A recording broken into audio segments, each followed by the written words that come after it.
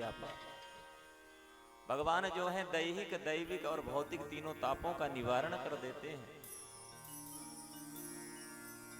श्री कृष्णाय वयं नुमः। ऐसे श्री कृष्ण परमात्मा का हम सबका बारंबार प्रणाम है। यं प्रव्रजन्तमनुपेतमपेत कृत्यम् द्वैपायनो विरह कातर्या जुहाव। पुत्रेति तन्मयतया तर्वोऽभिनेदुस् तं सर्वभूतहृदयं मुनिमानतोऽस्मि। दूसरे श्लोक में भगवान परमहंस परिव्राजकाचार्य शुकदेव भगवान को प्रणाम किया गया है कि जो यम प्रव्रजंत, प्रा उपसर्ग है, जहां जिस शब्द में उपसर्ग लग जाता है तो वह दृढ़ हो जाती है। यानी कि ऐसे वैसे संत नहीं थे, ऐसे ऐसे मुनि नहीं थे जो बोले कि एक बार जाने के बाद लौटने वाले नहीं हैं।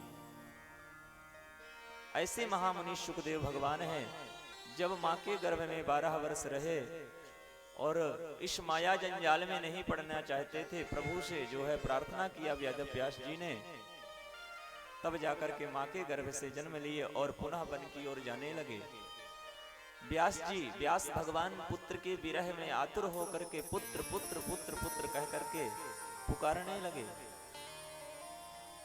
वृक्षों ने जब यह दृश्य देखा, मन में भाव बनाया, धन्य है ऐसे पिता जो साक्षात ऐसे महामुनि जैसे पुत्र को प्राप्त किए हैं। और वृक्षों ने व्यास जी की ओर से उत्तर दिया कि ऐसे महामुनि शुकदेव को हम सबका बारंबार प्रणाम।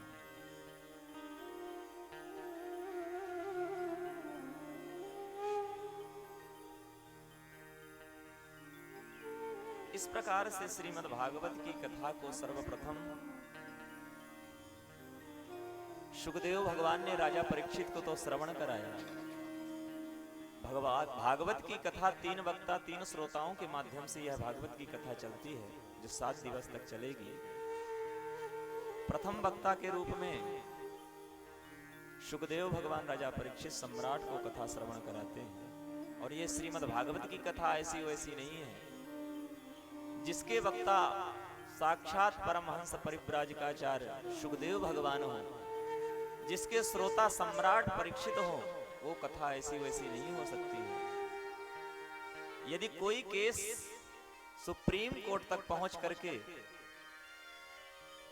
और उस केस का निर्णय होगा तो ये मानिए कि बहुत बड़ा केस है।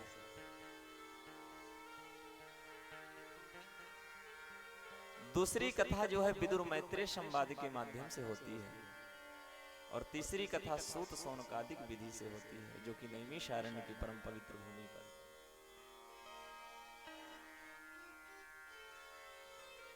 नैमिषारण्य की भूमि में 88,000 सौनकादिक ऋषिगण जो है सत्संग करने के लिए जाते हैं।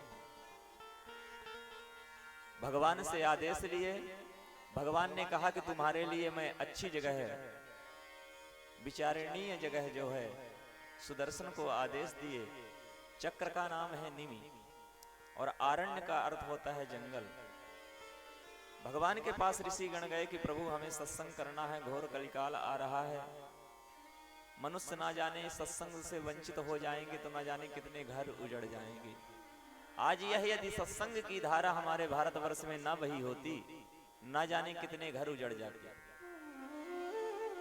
क्योंकि हम सत्संग के माध्यम से ही यह जानते हैं कि माँ के साथ कैसा व्यवहार करना चाहिए, पिता के साथ क्या व्यवहार करना चाहिए, हम संसारियों के साथ क्या व्यवहार इस जगत में करना चाहिए। ये हमें सत्संग की सरिता के माध्यम से ही हमें सन्मार्ग मिलता है।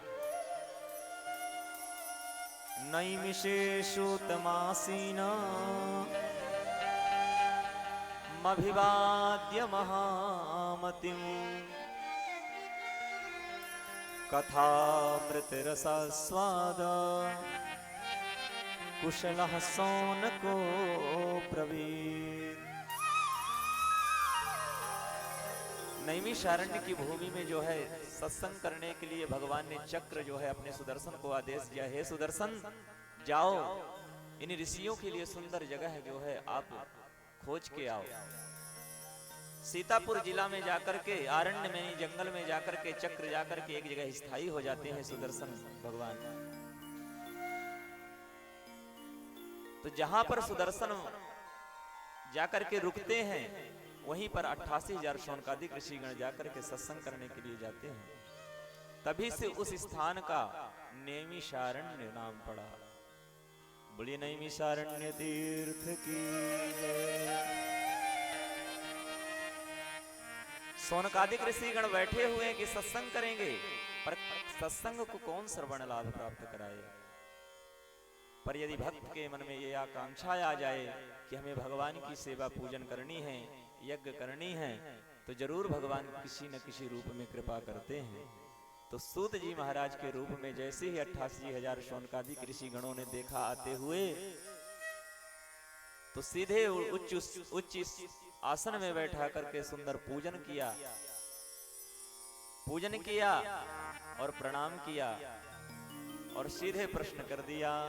88,000 शौनकादिक ऋषिगणों में जो है शौनक जी जो है प्रबुद्ध श्रोता है, क्योंकि जब इतनी बड़ी सभा है तो सब लोग प्रश्न करेंगे तो कथा में विघ्न होगा। इसलिए जो है एक परीक्षित के रूप में जो है शौनक जी प्रश्न करते हैं, सूत जी कथा को श्रवण कराते हैं। यहीं से सूत और शौनकादिक विधि से श्रीमद् भागवत की उत्पत्ति होती है कि अज्ञान ध्वांत विध्वंस कोटि सूर्य समप्रभा श्रुताख्या हि कथा सारं मम कर्णे रसायनम्। शौनक जी ने प्रश्न किया कि हे सूत जी भगवान, आप जो है कोटि सूर्य समप्रभा, आप करोड़ों सूर्य के समान जो है ज्ञानी हैं। अज्ञान ध्वांत विध्वंस, जो अज्ञान रूपी अंधकार है उसको दूर करने के लिए कोई ज्ञानी महापुरुष ही उस अंधकार को दूर कर सकता है।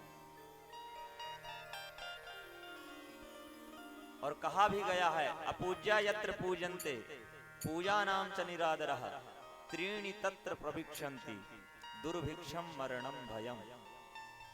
जहां अपूज्य की पूजा होती हो, अपूजनीय के निरादर होता हो, वहां तीन चीजें मतलब जो है प्रवेश कर जाती हैं, दुर्भिक्षम मरणम भयम। वहां पे दरिद्रता आ जाती है, मरण का भय बना रहता है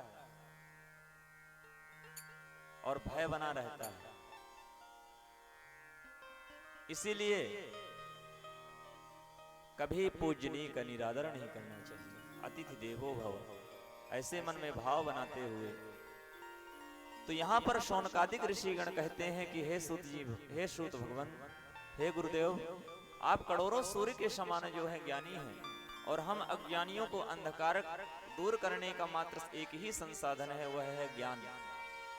और अब आप ही कर सकते हैं इस चीज को दूर।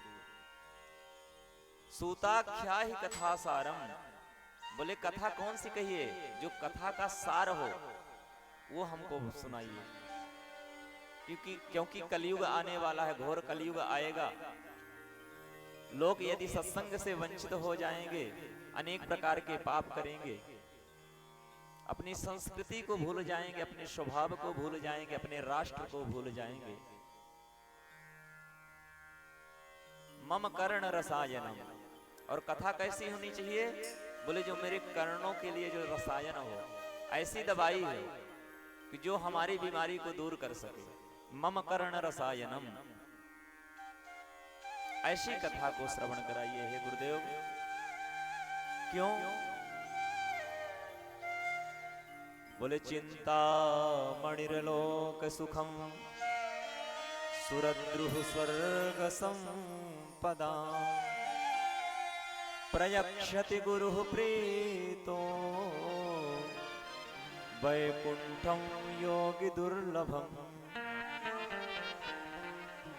क्योंकि जो मणि होती है चिंतामणि लोक सुखम, वो लोक की सुख दे सकती है। जो मणि होती है वो हमें लौकिक सुख दे सकती है, धन संपदा दे सकती है। सुरद्रुह स्वर्ग संपदाम, कल्प वृक्ष जो है वह स्वर्ग की संपदा दे सकता है। हम कल्प वृक्ष के समक्ष में जो भी कल्पना करेंगे वो हमें प्राप्त हो जाएगा सहज रूप में। पर प्रयक्षति गुरु प्रीतो, और यदि गुरु भगवान प्रसन्न हो गए तो वैकुंठम योगी दुर्लभम, जो योगियों के लिए वैकुंठ दुर्लभ है वो भी सहज रूप में प्राप्त हो जाता है। जब ऐसे श्रोता को श्रवण मतलब प्रश्न किए श्रोताओं ने, शौनक आदि ऋषियों ने, सूत जी भगवान जो है प्रसन्न हो गए, सूत जी महाराज। और वक्ता तो वैसे भी उसे श्रोता की लालसा रहती है, यदि उच्च क्वालिटी का श्रोता मिल गया तो वक्ता फिर वक्ता होता है। क्योंकि श्रोता भी 3 प्रकार के होते हैं। एक तो होते हैं श्रोता जो कि कथा में आते हैं, ऐसी जगह में बैठते हैं बेचारे, घर से लगड़ झगड़ करके आएंगे, ना जाने कितनी टेंशन, गृह कार्य नाना जंजाला, चलो चलते हैं वहीं पर कम से कम 2-4 घंटे व्यवस्थित रूप से बैठने के लिए मिलेगा। घर में रहेंगे तो कोई ना कोई लिस्ट ही पकड़ा देंगे। तो बेचारे ऐसे व्यथित होते हैं, तो आते हैं कथा में। जैसे ही कथा में आए तो मन थोड़ा सा, जैसे संकीर्तन हुआ तो ऐसे हुआ कि लागे कि अब तो भगवान में मन हमारा लगेगा। ऐसे विचार बनाए और जगह ढूंढते हैं, ऐसी जगह कि जहां हमारी कमर को थोड़ा सा टिकने के लिए जगह है।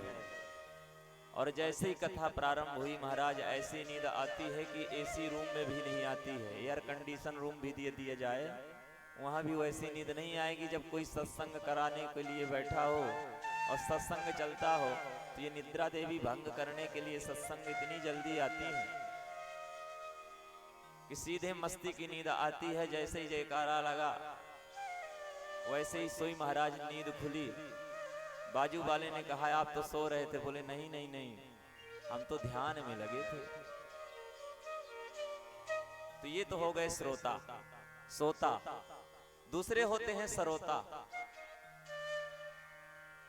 सरोता कैसे श्रोता होते हैं?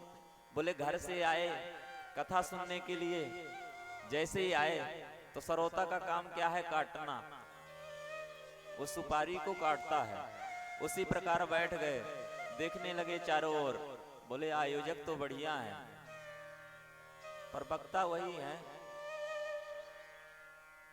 बोले वक्ता भी ठीक है पर टेंट सही नहीं लगा। इस प्रकार से अनेक प्रकार के कुतर्क करना, काटना सरोता की तरह। तो ये दूसरे सरोता हो गए। तीसरे होते हैं श्रोता, जो सब परिकर से पूर्व ही अपना स्थान चुन लेते हैं कि कहाँ हमें इस कथा सुनने में जो है बाधा नहीं होगी, वहां बैठ करके एकाग्र चित्त होकर के जब तक कथा भगवान प्रभु की चलती है, बड़े एकाग्र मन से कथा को सुनते हैं और अपने जीवन में धारण कर को अपने जीवन को धन्य बनाते हैं। वो है श्रोता। तो आप लोग सब श्रोता हैं, आप श्रोता नहीं है, श्रोता भी नहीं है। इस प्रकार से श्रोता के लक्षण बताते हैं। जैसे ही शौनकादिक ऋषियों ने यह प्रश्न किया तो सूत जी गदगद हो गए और कहते हैं, हे शौनकादिक ऋषिगण, कि काल प्याल मुखग्रास त्रास निर्णास हे तबे श्रीमद्भागवतं शास्त्रं कलौ कीरेण भासितम्। कहते हैं कि यह जो कलयुग है, हम इस कलिकाल में जन्म लेकर के इतने उतावले हो जाते हैं, इतने उन्मत्त हो जाते हैं कि इसी को मनुष्य जन्म मिल गया सहज रूप में। भगवान ने मनुष्य जन्म दे ही दिया तो बड़े ही भाग्य से मनुष्य जन्म प्राप्त होता है। मनुष्य जन्म में अनमोल रे माटी में ना घोर भजन आता है। तो इस प्रकार से इस मनुष्य जन्म यदि भगवान ने दे दिया तो ऐसे इस संसार की व्यसनों में ढोल चुके हैं कि जैसे एक श्वान होता है, श्वान हड्डी को चबाता है, हड्डी में कोई ब्लड नहीं निकलता, खून नहीं निकलता है, रक्त नहीं निकलता है। अब वह श्वान जाता है, हड्डी को चबाता है, उसी की चाव से वह रक्त निकलता है। वो क्या समझता है कि इस हड्डी का रस है, और उस रस से रसावोर हो करके उन्मत्त हो जाता है। उसी प्रकार श्वान की भांति हम भी इस संसार में आते हैं, भगवान की संसार में आते हैं, दिन प्रतिदिन सरकता जाता है। हमारी उम्र कब निकल गई मालूम नहीं चलता, क्योंकि बर्थडे सबको मालूम है, पर मृत्यु का बर्थडे किसी को नहीं मालूम है, बुढ़ापे का बर्थडे किसी को नहीं मालूम है। किसी से पूछा जाए क्यों भाई तुम कब से बुढ़ापा लगा तुम्हें, तो नाराज हो जाएगा, मैं बुढ़ा ही कब हुआ। इस प्रकार से जो है सूत भगवान कहते हैं, सूत जी महाराज कहते हैं कि हे ऋषियों, यह जब कलयुग आने वाला था, कलयुग की संध्यांश चल रही थी, राजा परीक्षित को 7 दिन मरने का श्राप लगा, तो गंगा के तट पे जाते हैं। शुक्र तीर्थ मुजफ्फरपुर के स्थान पे पड़ता है, ये उत्तर प्रदेश में। मेरठ से शुक्र तीर्थ 20 किलोमीटर है, गंगा का तट है। बटवृक्ष के समीप में बैठ करके और जैसे ही सुखदेव भगवान राजा परीक्षित को यह कथा श्रवण करा रहे थे, देवताओं को पता चला, बड़े बड़े ऋषियों को पता चला, मनीषियों को पता चला, सब लोग आए। देवता लोग जो है जब पता चला कि यह श्रीमद् भागवत की कथा परमहंस साक्षात तत्राभवत भगवान व्यास पुत्र, व्यास भगवान जो है नारायण के स्वरूप अंशावतार है, यदि व्यास के पुत्र श्रवण करा रहे हैं तो कोई ना कोई इसकी जरूर विशेष महिमा होगी। तो देव लोग से सुंदर कलश लाते हैं अमृत का, और जैसे ही आते हैं राजा परीक्षित के पास, सम्राट के पास में, सुखदेव भगवान से सुधा कुंभम गृहीत्वा देवस तत्र समागमन, उस कुंभ यानी अमृत के कलश को देखते हैं। सुखदेव भगवान पूछते हैं, हे देवताओं तुम्हारा आगमन किस लिए हुआ, आप बताइए। देवताओं ने कहा, मैंने सुना है राजा परीक्षित को 7 दिन में मरने का श्राप है, मैंने सोचा कि ये राजा सम्राट है, क्योंकि देवता लोग जो होते हैं स्वकार्य कुशलासुरा, अपने कार्य करने के लिए, साधने के लिए बड़े कुशल होते हैं। इस प्रकार से जैसे ही राजा परीक्षित के समीप में आते हैं, हे गुरुदेव, मैंने सुना कि राजा परीक्षित को 7 दिन में मरने का श्राप लगा है, सो मैंने सोचा कि राजा परीक्षित को अमृत पिला दूं तो चिरंजीवी हो जाए। राजा परीक्षित से सुखदेव भगवान ने परीक्षण किया, देखो इनके मन में क्या जिज्ञासा है। हे राजन, इस समय तुम्हारे पास 2 अमृत हैं, एक कथा सुधा अमृत है और एक यह देवलोक से अमृत है। परीक्षित ने कहा, हे गुरुदेव, इनकी विशेषता क्या है? बोले, ये जो स्वर्ग लोक का अमृत है, इसको पान करोगे तुम चिरंजीवी हो जाओगे, पर जब इसका महत्व पूर्ण होगा पुनः तुम जो है मनुष्य योनि में आओगे, और जो यह सुधा कथा सुधा है, इसे पान करोगे तो भगवत धाम को जाओगे। परीक्षित ने कहा, हे गुरुदेव, मैंने बहुत जी लिया, इस जीवन को जीने के लिए ही ऋषि के आश्रम में जाकर के जल मांगने के लिए गया कि जाऊंगा प्यास बुझाऊंगा, इतना बड़ा अपराध कर दिया ऋषि का। हे प्रभु, अब तो हमें आप कथा सुधा रसपान ही कराइए, क्योंकि जब गुरुदेव ठोंक बजा लेते हैं कि हमारा जो चेला है पक्का है, तब फिर बात बड़ी ठोस रखते हैं। तब जो है डांट फटकार लगा करके देवताओं को जो है सुखदेव भगवान ने डांटते हुए कहा, हे देवताओं, तुम बड़े स्वार्थी हो। क्यों? कि क्व कथा क्व सुधा क्व कथा लोके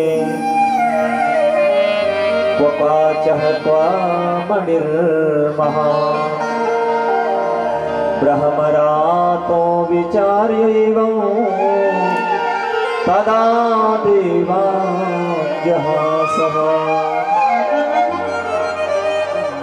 स्वसुधा कथा लोके, कहाँ ये कथा सुधा और कहाँ ये तुम्हारा ये अमृत, कहाँ कांच और कहाँ मणि। तुम कांच और मणि की तुलना कर रहे हो, कांच ला करके मणि ले जाना चाहते हो। डांट फटकार लगाई, देवता लोग बड़े रोते रोते जाकर के ब्रह्मा विधाता के पास गए, ब्रह्मा जी के पास गए। ब्रह्मा जी ने पूछा क्या हुआ? बोले कि मैं राजा परीक्षित के पास गया था कथा सुधा पान करने के लिए सुखदेव भगवान से, उनको अमृत देने के लिए गया, वो डांट लगा करके भगा दिए। क्या है विशेषता इस कथा की, श्रीमद् भागवत कथा की? तो धाता अभिविस्मितः, विधाता ब्रह्मा की भी बुद्धि चक्कर में पड़ गई, ब्रह्मा जी भी विस्मित हो गए। क्योंकि श्रीमद् भागवत की कथा किसको श्रवण कराई जाती है? सुखदेव भगवान ने क्यों डांटा? बोले अभक्तास्ताश्च विज्ञाय न ददौ शकथामृतम् श्रीमद् भागवती वार्ता शुराणामपि दुर्लभा। अभक्त को कभी कथा श्रवण नहीं कराना चाहिए। जो कथा का पात्र नहीं है, सुपात्र नहीं है, कुपात्र को कभी कथा नहीं सुनाना चाहिए। उसके लिए सुपात्र होना चाहिए, श्रोता। और जो देवता हैं किस लिए आए थे? कार्य की सिद्धि के लिए आए थे। क्योंकि देवता लोग जो भी याज्ञादिक कर्म करें वह पद प्रतिष्ठा पाने के लिए ही। तो श्रीमद् भागवती वार्ता सुराणाम अपि दुर्लभा। इस प्रकार से जब देवताओं को फटकार लगाई, ब्रह्मा जी के पास गए तो सप्तलोक में जाकर के सुंदर सप्तलोक के तराजू से एक पल्ले पर श्रीमद् भागवत को रखा, अनेकानेक ग्रंथ रख दिए एक पल्ले पर, दूसरे पल्ले पर श्रीमद् भागवत की कथा रखे, और जैसे ही उठाया अनेकानेक ग्रंथ के जो पल्ला है वह ऊपर उठ गया। श्रीमद् भागवत की कथा भारी हुई। बोले भागवत महापुराण की जय।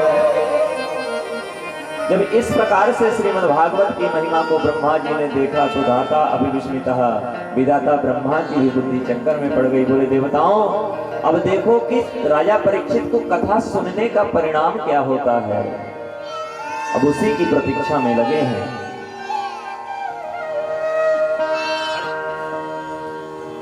सूत जी कहते हैं कि हे शौनकादिक ऋषिगण, ऐसी है श्रीमद् भागवत की कथा कि जो भी मनुष्य जीवन में एक बार भी यदि श्रीमद् भागवत की कथा श्रवण कर लेता, उसके जीवन के सारे आप ताप संताप दूर हो जाते हैं। यदि वह कदाचित कथा को भी नहीं श्रवण कर पाया और वह उसका शरीर छूट गया है, उसके निमित्त में भी श्रीमद् भागवत की कथा श्रवण करा दी जाए तो वह मुक्त होकर के भगवत धाम का अधिकारी हो जाता है।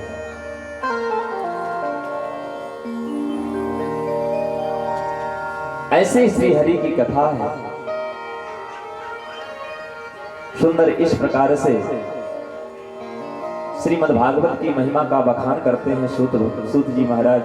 कहते हैं हे शौनकादिक ऋषिगण, एक कथा श्रवण कराता हूं, एकाग्र मन करके श्रवण करो कि एकदा हि विशालायां चत्वार ऋषयो मनाः सत्संगार्थं समायाता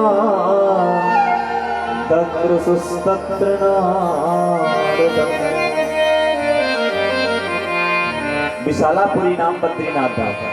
बद्रीनाथ धाम में 4 कुमार ऋषि सनक, सनंदन, सनातन, सनत कुमार पूर्वे शाम अभी पूर्वजा, देखने में पूर्वजों के भी पूर्वज हैं, पर देखने में 5 वर्ष की अवस्था में ही दिखते हैं, बालक स्वरूप में। बड़े ही विद्वान हैं, ज्ञानी हैं, पर एक ही काम है सत्संग करना। 3 भाई श्रवण करते हैं, 1 भाई कथा श्रवण कराते हैं। उनकी जीवन की गाथा ही है कि सत्संग मिल गया तो उन्हें सब कुछ मिल गया। और संतों का स्वभाव होता है कि भगवान का भजन करने को मिल गया तो संत को सब कुछ मिल गया, क्योंकि संत का अवतार ही इसी कारण होता है।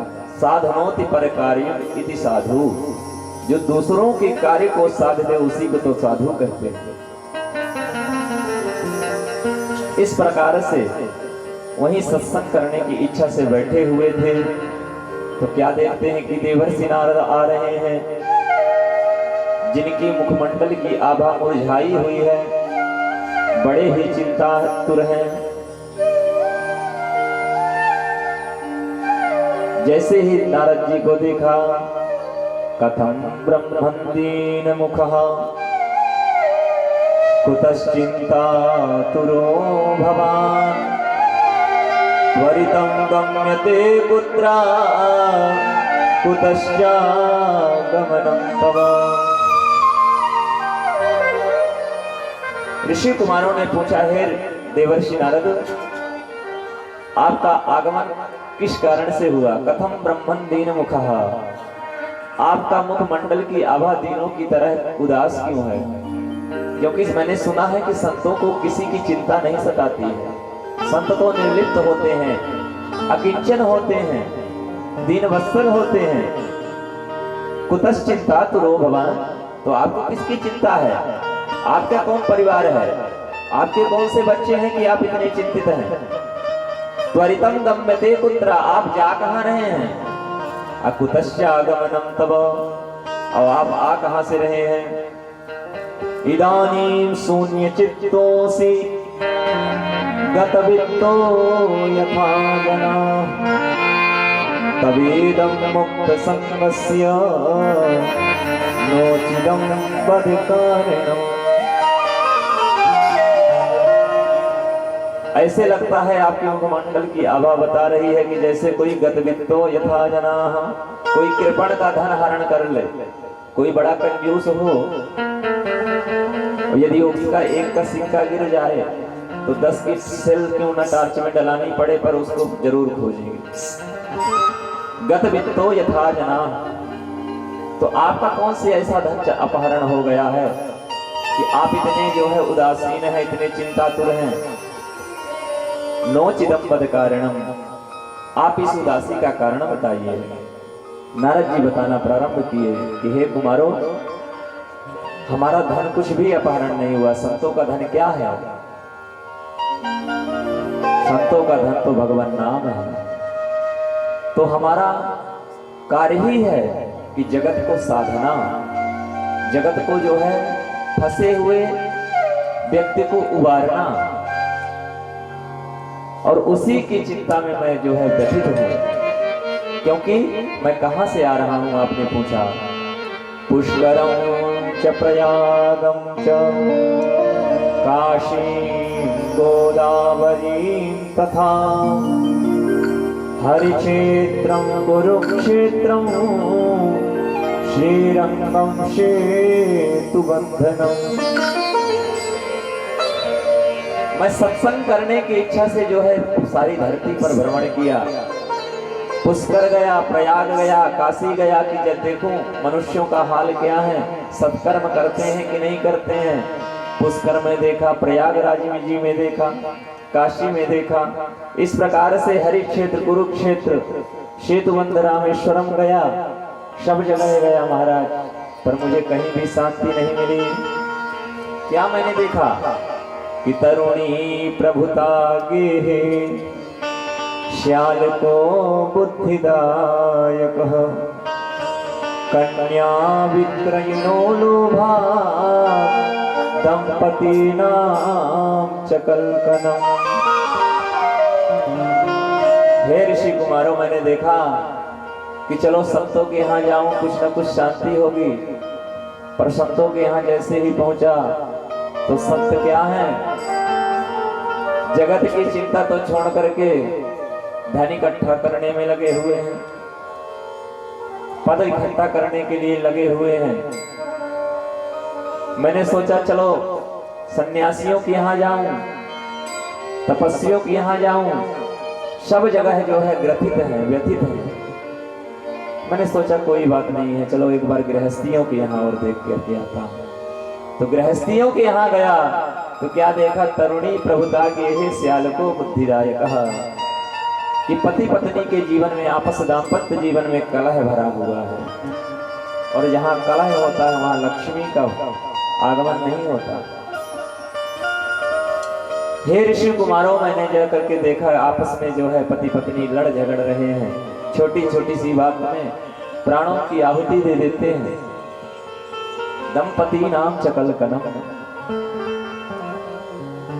और कहते हैं श्याल को बुद्धिदायक कहा, घर में कोई कार्य करना होगा, अच्छा कार्य करना होगा, अच्छी चीज खरीदनी होगी, सियानों से नहीं पूछेंगे, बुजुर्गों से नहीं पूछेंगे, साले साहब को फोन लगा देंगे।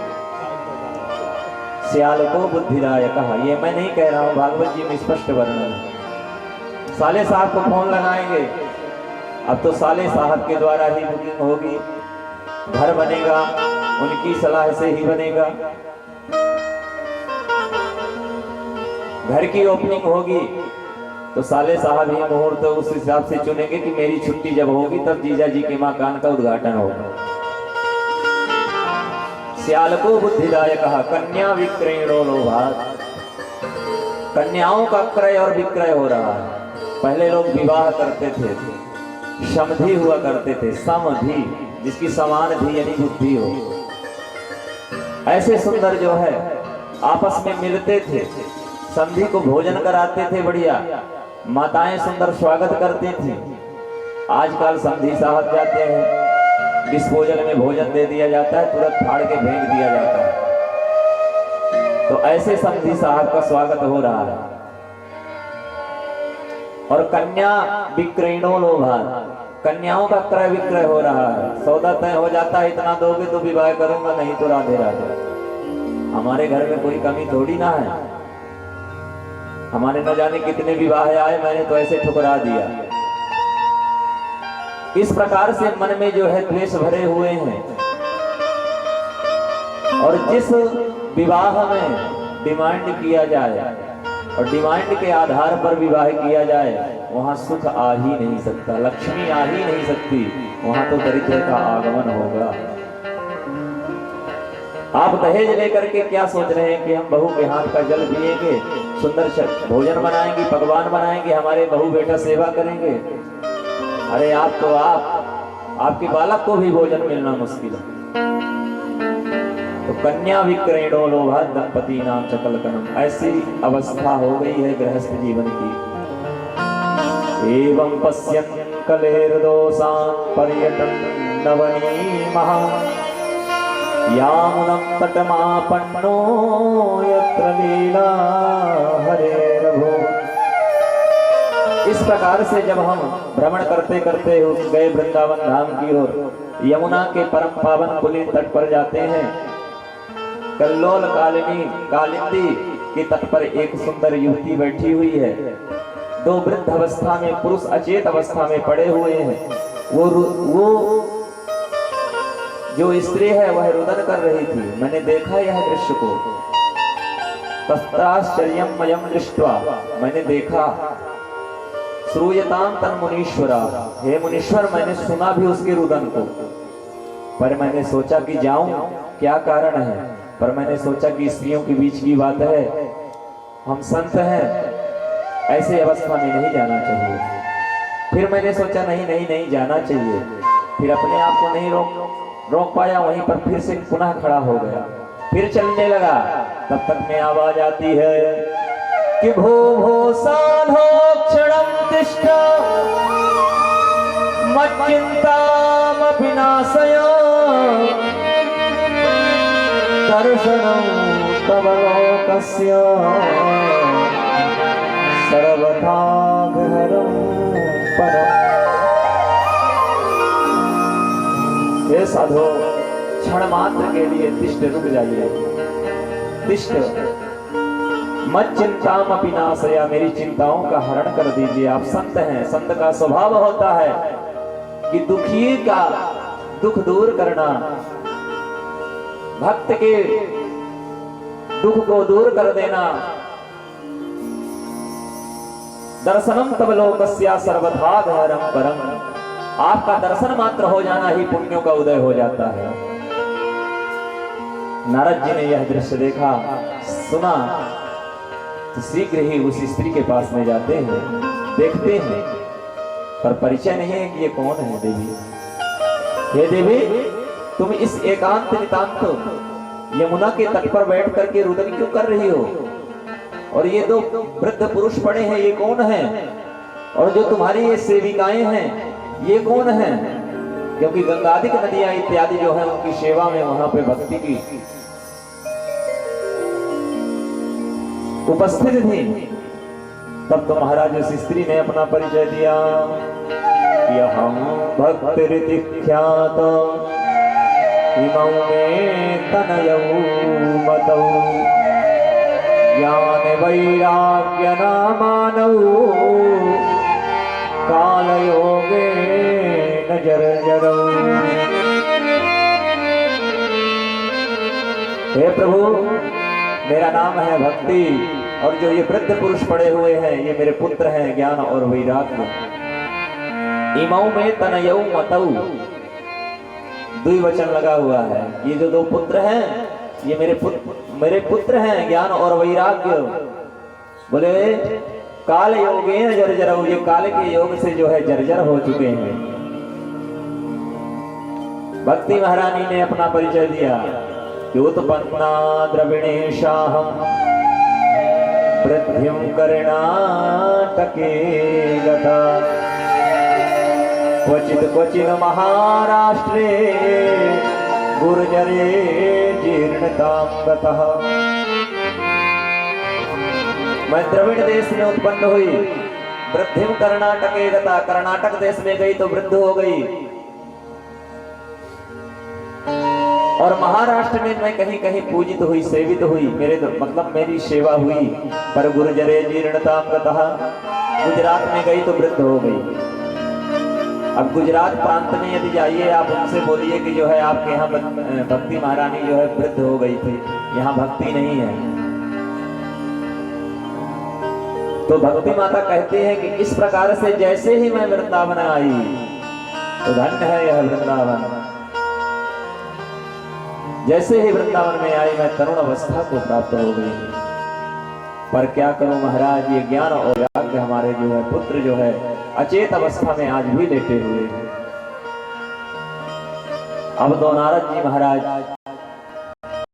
जब वृंदावन की महिमा को श्रवण किए, धन्य है यह वृंदावन कि प्रेम की पिपास देख देख निज प्रेमियों का,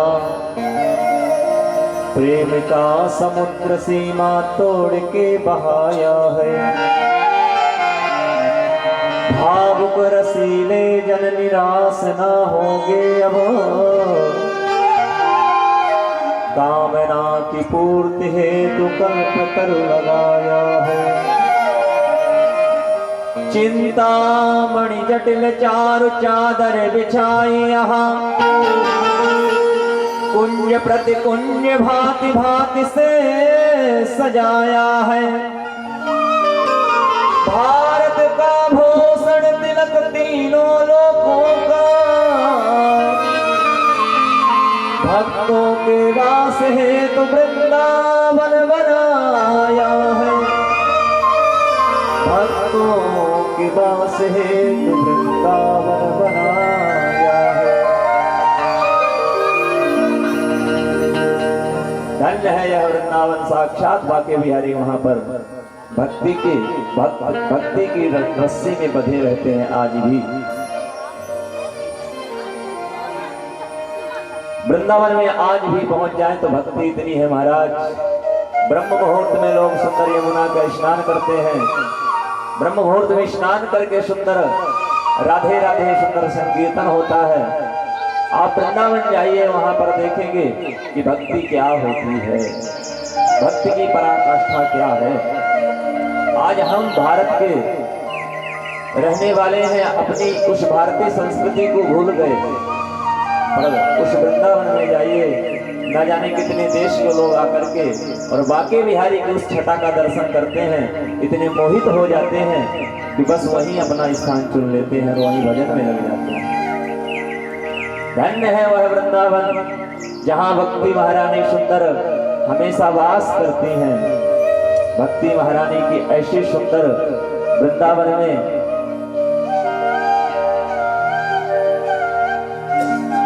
इस प्रकार से सुंदर दिव्य रूप में प्राप्त होती है भक्ति महारानी। और जैसे ही वृंदावन की इस भक्ति की कथा को श्रवण किया महाराज देवर्षि नारद ने, धन्य है यह वृंदावन, वृंदावन की गैल में मुक्ति रही भी लिखा है। वृंदावन की गैलियों में जाकर के नारायण से मुक्ति भी कहती है, हे प्रभु धन्य है यह ब्रजवासी, धन्य है यह भक्त जो वृंदावन की गैलियों में चल करके सुंदर जा करके और अभय मुक्त प्राप्त हो जाते हैं। पर प्रभु आप मेरी मुक्ति कैसी होगी, क्योंकि भक्तों की मुक्ति तो मैं मुक्त कर देती हूँ। तो कहते हैं पड़ी रहो या गैल में साधु संत चल जाए, उड़े उड़े रज मस्तक लगे सहज मुक्ति हो जाए। वृंदावन की गलियों में जो है मुक्ति भी दासी बन करके रहती है, सेविका बन करके रहती है। प्रभु ने स्वयं कहा है मुक्ति तुम भी उस गलियों में पड़ी रहना तो तुम भी मुक्त हो जाओगी। क्यों? बोले जब भक्त हमारी परिक्रमा को लगाएंगे और वह रज चरण रज आप में पड़ेगी तो आप भी मुक्त हो जाओगी। क्योंकि अहम भक्त पराधीना है स्वतंत्र वद्दुजा, मैं भक्त के अधीन में हूँ, भक्ति के अधीन में हूँ। हे भक्ति महारानी आप इस वृंदावन की गलियों में पड़ी रहना मुक्ति और तुम भी मुक्त हो जाओगी। धन्य है वृंदावन की महिमा। इस वृंदावन की गलियों में बांके बिहारी हमेशा सुंदर निवास करते हैं। चलो रे मन श्री वृंदावन धाम, रटेंगे राधे राधे नाम, मिलेंगे कुंज बिहारी ओढ़ के कांवर कारी, हाँ मिलेंगे कुंज बिहारी ओढ़ के कांवर कारी। चलो रे मन श्री वृंदावन धाम,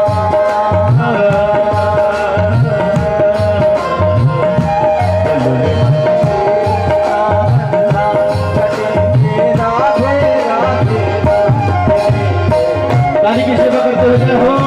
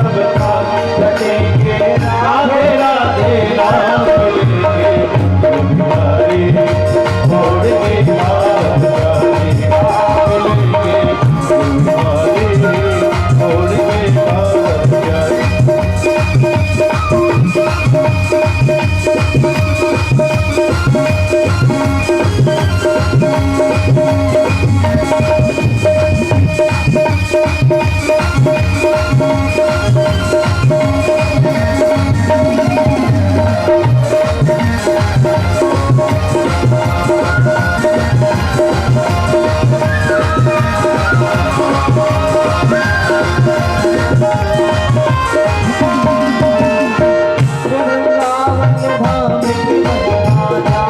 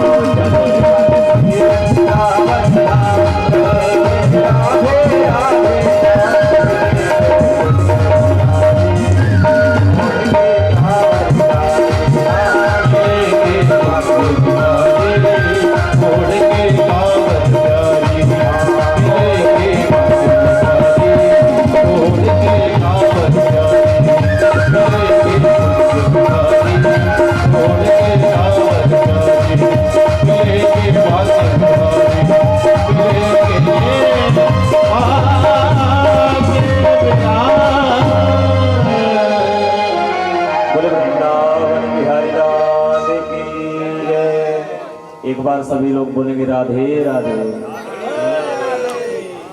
तो वृंदावन की इस प्रकार से महिमा है, जहाँ भक्ति आज भी नृत्य करती है, भक्ति आज भी वहाँ निवास करती है। भक्ति की उत्पत्ति स्थल है वृंदावन, और जहाँ भक्ति है वहाँ भगवान है। इस प्रकार से भक्ति महारानी बताती है अपने कष्टों को देवर्षि नारद को। देवर्षि नारद ने जब यह गाथा को श्रवण किया तो महाराज सुंदर गीता आदि का पाठ, वेद वेदांतों का पाठ किया। सुंदर गीता पाठैर मुहुर्मुहु। तब तक तो महाराज जब वेद पाठ होता, गीता का पाठ होता, तब तक तो जो है ज्ञान वैराग्य जागृत होते, और जब ही गीता पाठ इत्यादि बंद हो जाता तो पुनः अचेत अवस्था में पड़े हो जाते। अब महाराज देवर्षि नारद जो है इस प्रकार से उपाय खोजने लगे तो भक्ति महारानी प्रसन्न हो गई। जय हो प्रभु। ऐसे संत चाहिए कि जो ना जाने कितने दिनों से हमारे पुत्रों को जागृत करने के लिए अपना अमूल्य समय दे रहे हैं। तब तो भक्ति महारानी ने सुंदर देवर्षि नारद की महिमा का गायन करने लगी कि जयति जगति माया यस्य कायाधवस्ते वचन रचनमेकं केवलं चाकलया ध्रुव पदमपि यातो यत् कृपातो ध्रुवोऽयम् सकल कुशल पात्रं ब्रह्मपुत्रं तथा। जय हो आपकी प्रभु। जयति जगति माया, आपकी माया को कौन नहीं जानता। यस्य कायाद अवस्थे, कयादो पुत्र प्रहलाद की रक्षा आपने की। आपने जो है प्रहलाद को मार्ग प्रशस्त किया। भगवान साक्षात श्री हरि नरसिंह रूप में आकर के प्रकट हुए और हिरण्यकश्यपु का उद्धार किए और प्रहलाद की रक्षा किए। वचन रचन में कम केवलम चाकलैया, आपकी वचन कभी रद्द नहीं होती, ना रद्द, जिसकी वाणी कभी रद्द ना हो। नरम ज्ञानम ददाति यस्य सह नारदा, जो नर मनुष्यों को सुंदर सन्मार्ग प्रशस्त करे उसका नाम है नारद। जिसको भी देवर्षि नारद से मुलाकात हुई है तो ये साक्षात मानिए आप, कोई भी कथानक श्रवण कर लीजिए, भगवान श्री हरि का दर्शन जरूर हुआ है उस भक्त को। ऐसे सुंदर महिमा ध्रुव पदम पियातो यत् कृपातो ध्रुवोयम, जो ध्रुव 4.5 वर्ष की आयु में पाने के लिए घनघोर जंगल में गए, आपने परीक्षण किया, आपने सुंदर मंत्र दिया भगवान को पाने के लिए, और वह ध्रुव जो है मधुवन में जाकर के श्री हरि को प्राप्त कर लिए। यत् कृपातो ध्रुवोयम, और ध्रुव पद को प्राप्त कर गए। पिता की गोद तो छोड़िए, ध्रुव पद भी सहज रूप में प्राप्त हो गया। सकल कुशल पात्रम, आप सकल कुशल हैं, आप उस चीज में पारंगत हैं। ब्रह्मपुत्रम नतास्मि, हे पितामह पुत्र, हे देवर्षि नारद, मैं आपको प्रणाम करती हूँ। भक्ति महारानी इस प्रकार से सुंदर देवर्षि नारद की महिमा का गायन किया है। संतों की अपार महिमा है। यदि संत सच्चा संत मिल गया, सच्चा सदगुरु मिल गया तो आप कभी अंधकार में जा ही नहीं सकते हैं। इस प्रकार से देवर्षि नारद की महिमा है। देवर्षि नारद ने अनेक प्रकार के उपाय किए भक्ति के पुत्रों को जागृत करने के लिए। अनेक प्रकार के उपायों को खोजते हुए बड़े बड़े विद्वानों के पास जाते हैं। विद्वानों ने जैसे ही देखा महाराज कि देवर्षि नारद जैसे विद्वान हमसे पूछने के लिए आ रहा है, हमसे पूछने के लिए आ रहे हैं, तो महाराज अपने घर के दरवाजे बंद कर लेते हैं। क्यों? क्योंकि विद्वान पुरुष यदि आ जाए तो बहरूपिया भाग देगा। इस प्रकार से जो है अनेक प्रकार के विद्वानों ने जब देखा कि देवर्षि नारद जैसे संत ने उपाय को नहीं खोज पाए हैं, तो हम तो एक साधारण हैं। इस प्रकार से अनेक प्रकार के उपाय खोजने लगते हैं। कथा विस्तृत है, समय कम है, पर मर्यादा को लेकर के चलना है। 7 दिवस की मर्यादा होती है, इसलिए कुछ क्षण हम सबने जो भी टूटी फूटी वाणी से बना वो हमने कथा यहाँ पर आज की किए। आज की कथा यहीं विश्राम करते हैं। कल भक्ति महारानी के कष्ट का निवारण और सुंदर सुखदेव भगवान की आगमन तक की कथा और भी प्रभु जहाँ तक की बुलवाएंगे वहाँ तक की कथा श्रवण लाभ प्राप्त करेंगे। हम सबका परम पावन सौभाग्य है कि माघ के महीने में ऐसे दिव्य स्थान पर बैठ करके साक्षात और आज के दिन हमारे भारत जो है भारत संविधान का लेखन हुआ था, ऐसे 26 जनवरी हम सब झंडे का दर्शन भी करते हैं, यज्ञ नारायण भगवान का दर्शन भी कर रहे हैं और सुंदर माघ महीने में ऐसे परम पावन पुनीत अवसर पर श्रीमद् भागवत भागीरथी का अवगाहन करके अपने जीवन को धन्य बना रहे हैं। तो ये जहां तक भी आवाज जा रही हो, व्यवहार जगत को ना लेते हुए ज्यादा से ज्यादा संख्या में यहाँ आएंगे और यह मन में बनाइएगा कि मैं वृंदावन जा रहा हूँ, तो बाकी बिहारी साक्षात आपको दर्शन देंगे। और ज्यादा समय ना लेते हुए इस कथा का प्रसारण YouTube चैनल मनोरमा रसधारा YouTube एवं साधना द्वीप, ये दोनों चैनल हैं, इनमें प्रसारित की जा रही है।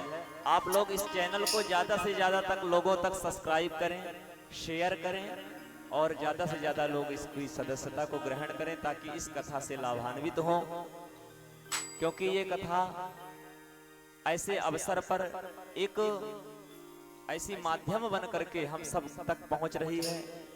तो ऐसे हमारे इस कथा को प्रसारण करने के लिए राम भैया दोनों लोग आए हैं। इस दिव्य दरबार को सजाने के लिए सुंदर सुंदर वृंदावन की लीलाएं की सुंदर झांकी का दर्शन कराएंगे। ऐसे दीपक भैया भी हमारे आए हैं। ये तो पूरा वृंदावन बन जाएगा। हमारे कलाकार बंधु भी जो आए हैं, ऐसे वैसे कलाकार नहीं आए हैं आपके स्थान में, बिल्कुल परिपक्व हैं। तो इसलिए आप ज्यादा से ज्यादा यहाँ उपस्थित हों, कथा से लाभान्वित हों। आइए आज की कथा को यही विश्राम, आइए भजन के साथ फिर आरती और प्रसाद लेकर के अपने अपने ग्रह को श्री राधे। बोलो वृंदावन बिहारी लाल की जय, बोलो भागवत भगवान की जय, बोलो व्यास जी महाराज की जय।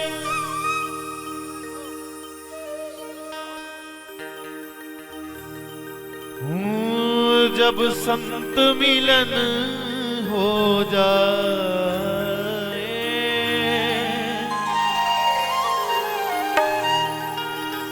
तेरी वाणी हरि गुण गाए,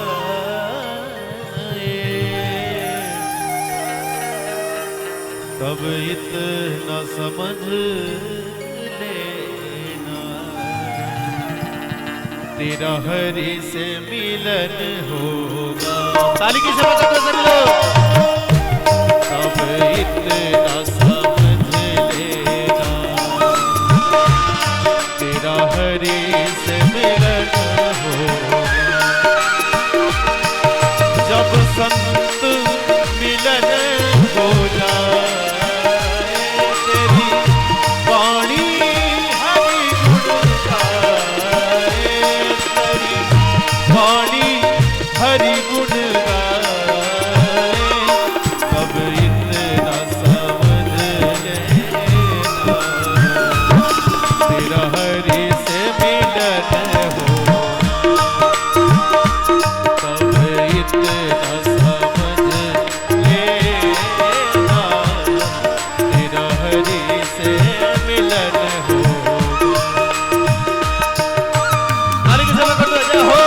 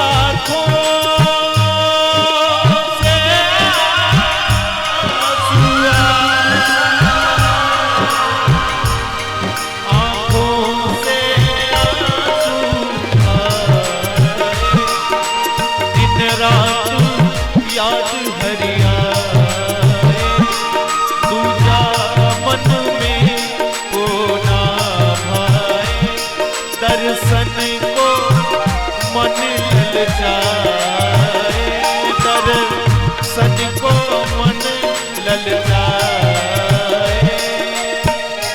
और दोनों हाथ उठा करके एक बार हमारे साथ सभी लोग गाएं। तब इतना समझ लेना तेरा हरि से मिलन होगा। तब इतना समझ लेना तेरा हरि से मिलन होगा। जब संत मिलन हो जाए, तेरी वाणी हरि गुण गाए, तेरी वाणी हरि गुण गाए।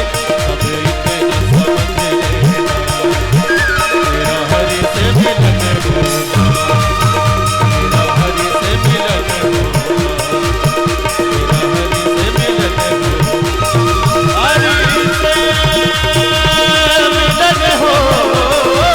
होगा, तेरा हरि से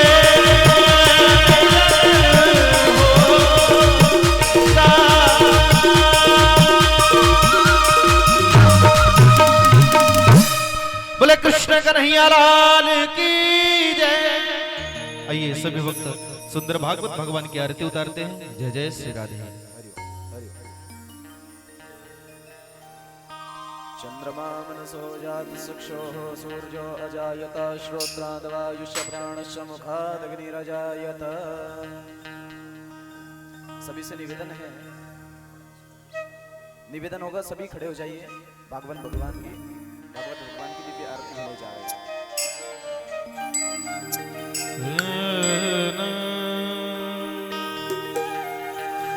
आरतियति पावन पुराण की, आरतियति पावन पुराण की, आरतियति पावन पुराण की। धर्म भक्ति विज्ञान खान की, धर्म भक्ति विज्ञान खान की। महापुराण भागवत निर्मल, महापुराण भागवत निर्मल। सुखमुख विगलित निगाम कल्प फल, सुखमुख विगलित निगाम कल्प फल। परमानंद सुधा रस में गल, लीला रति रति रस निधान की। आरती पावन पुराण की।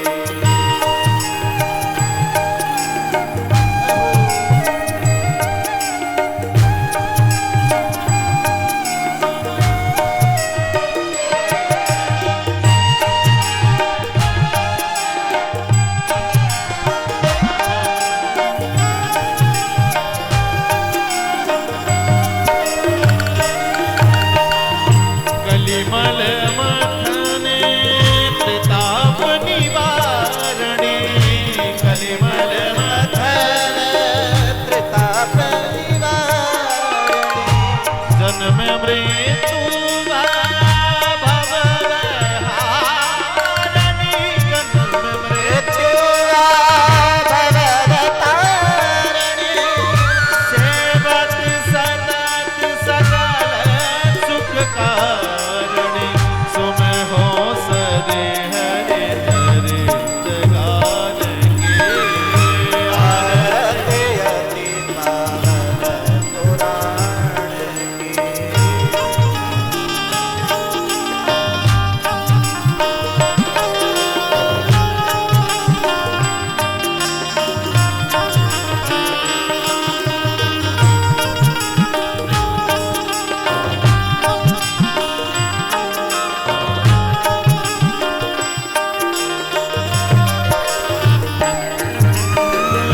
विषय विलास विमोह विनाशनी, विषय विलास विमोह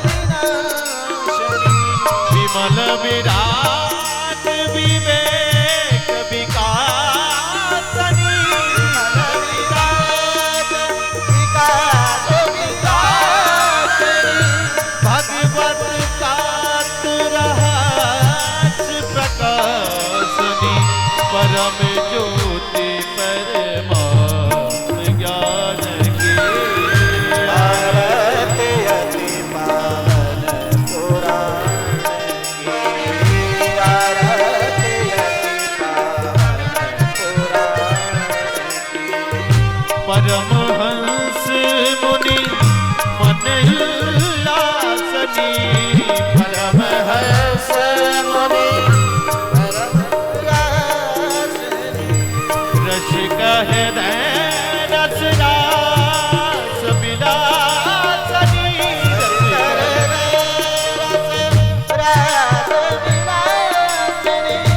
मुक्ति मुक्ति रति प्रेम सुदासनी कथायक चल प्रिय सुजान की आरती अति पावन पुराण की धर्म भक्ति विज्ञान गान की आरती अति आरती आरती अति पावन